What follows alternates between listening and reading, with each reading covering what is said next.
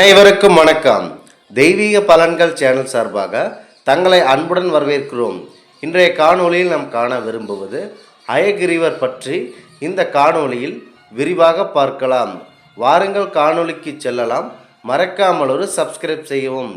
அயகிரிவர் என்பது பணவளம் மற்றும் அறிவின் கடவுளாக போற்றப்படுகிறார். கிரிவர் என்றால் கழுத்து பகுதியாகும்.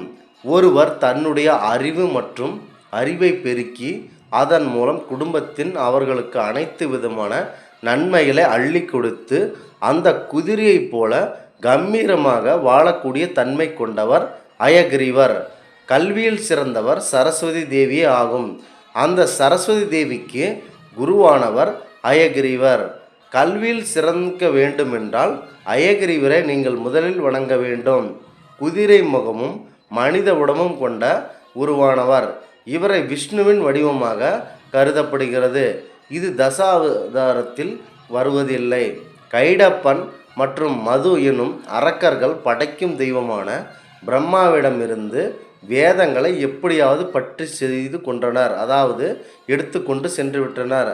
அதை அப்படியே எடுத்துக்கொண்டு பாதாள உலகிற்கு சென்று விட்டனர்.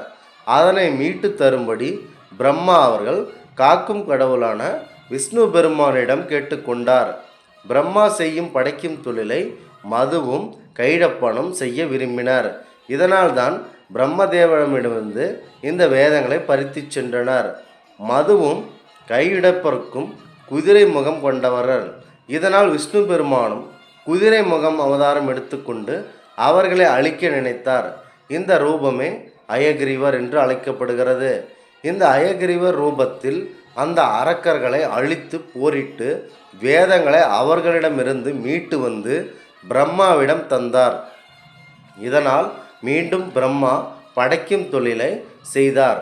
கைடப்பன் மது அவர்களை அந்த அசுரர்களை அழித்த பின்னும் விஷ்ணு பெருமானாகிய அயகிரிவருக்கு உக்ரம் தணியவில்லை. அந்த லக்ஷ்மி தேவியானவள் அவர்களை மடியில் அமர வைத்து அவரின் கோபத்தை தணித்தார். இதற்கு லக்ஷ்மி அயகிரிவர் என்று பெயர். அயகிரிவர் கல்விக்கு கண் திறந்தவர். இதனால் இவர் கல்வியின் தெய்வமாக உள்ளார். லக்ஷ்மி தேவியானவர்கள் அவருக்கு அருகில் இருப்பதால் இவர் செல்வத்திற்கு அதிபதியாகவும் அயகிரிவர் வணங்கப்படுகிறார். மத்குருவான மகான் ஸ்ரீவாதிராஜர் என்பவர் அயகிரிவரை தினமும் தெய்வமாக வணங்கி வந்தார். அவர் தினமும் படைக்கும் பிரசாதத்தை அயகிரிவரே வந்து உண்பார் என்பது ஐதீகம். மேலும் திக்குவாய் போன்று நமக்கு பேச்சு குறைபாடு இருந்தால் இவரை பிரார்த்தனை செய்து இவருடைய சன்னதியில் நாம் போய் நின்றாலே நமக்கு குறைபாடுகள் தீரும். தங்களின் குடும்பத்தில் நல்ல மனம் வீச இந்த அயகிரிவருக்கு ஏலக்காய் மாலை சமர்ப்பித்து நெய் விளக்கு ஏற்றியும் நீங்கள் மனதார வழிபட வேண்டும். தங்களுக்கு கல்வியில் சிறந்து விளங்க வேண்டும் என்ற எண்ணம் இருந்தால் அயகிரிவரை முழு மனதோடு வணங்க வேண்டும். மேலும் சென்னையில் உள்ள மயிலாப்பூரில் தேசிகன் தினச்சரி சாலையில் அயகிரிவருக்கு நெய் தீபமேற்றி குறைந்தது 21 தடையாவது காயத்ரி மந்திரங்களை நீங்கள் உங்களுடைய வெற்றிக்கு அந்த கோயிலுக்கு சென்று செய்ய வேண்டும். அதாவது சொல்ல வேண்டும்.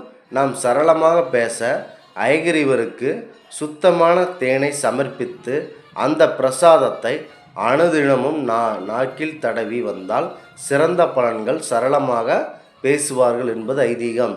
தமிழ்நாட்டில் உள்ள அயகிரிவர் கோவிலில் தாடிக்கொம்பு கோவில் மிகவும் பிரசித்தி பெற்றதாகும்.